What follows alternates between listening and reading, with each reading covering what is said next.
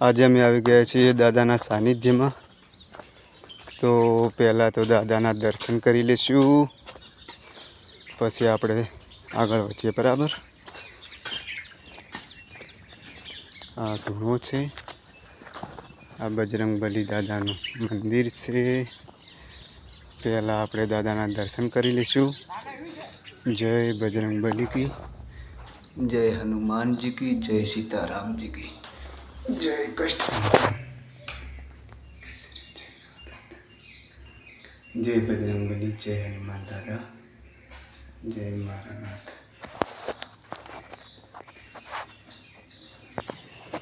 तो આજે અમે આવી ગયા છીએ દાદાની સેવામાં। આ એક ઓટલો બનાવ્યો છે। ઓટલામાં આપણે શિવશંકર ભગવાનને બેસાડવાના છે અહીંયા। તો તમે જોઈ શકો છો, માલ બનાવવાનું કામ ચાલુ કરી દીધું છે। અને આ ઓટલા ઉપર આપણે ટાઇલ્સ લગાવવાની છે। ટાઇલ્સ લગાવ્યા પછી અહીં આગળ આપણે એક શેડ બનાવવાનું છે। શિવરાત્રિ આવતા આવતા આ કામ પૂરું કરવાનું છે। આ અમારે સરતાન ભગત છે, કાયમ દાદાની સેવામાં હાજર જ હોય છે। આ અમારે દશરથભાઈ છે કારીગર। તો અમે માલ ખોપવાનું કામકાજ ચાલુ કરી લીધું છે। હવે ટાઇલ્સ લગાવી અને પછી આપણું કામ પૂરું કરી અને અમે થોડા જ નીકળશું વહેલા, કેમ કે કામ થોડું છે। બરાબર, તો તમે જોઈ શકો છો, આ છે અમારા દાદાનું મંદિર, આગળ છે તળાવ, જોઈ શકો છો। આ મારા બજરંગબલી હનુમાન દાદા, નાયતાવાળા ધંધનિયા હનુમાન દાદા। આ તળાવ છે મિત્રો,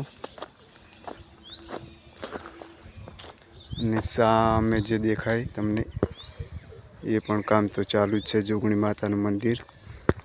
એ જોગણી માતાના મંદિરમાં પણ ટાઇલ્સ પથ્થરનું કામ કરવાનું થશે।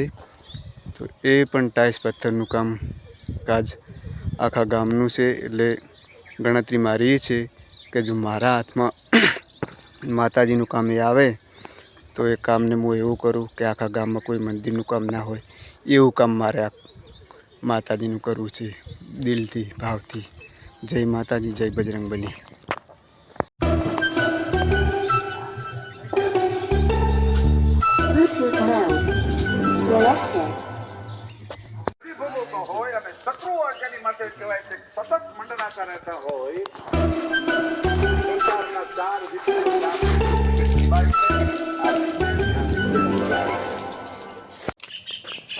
તો તમે જોઈ શકો છો મિત્રો, આપણે ઓટલાનું કામકાજ પૂરું થઈ ગયું છે।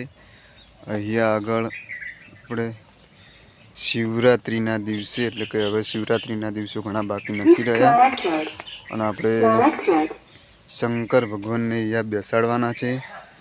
તો હવે મિત્રો તમને શિવરાત્રિના દર્શન કરાવશું।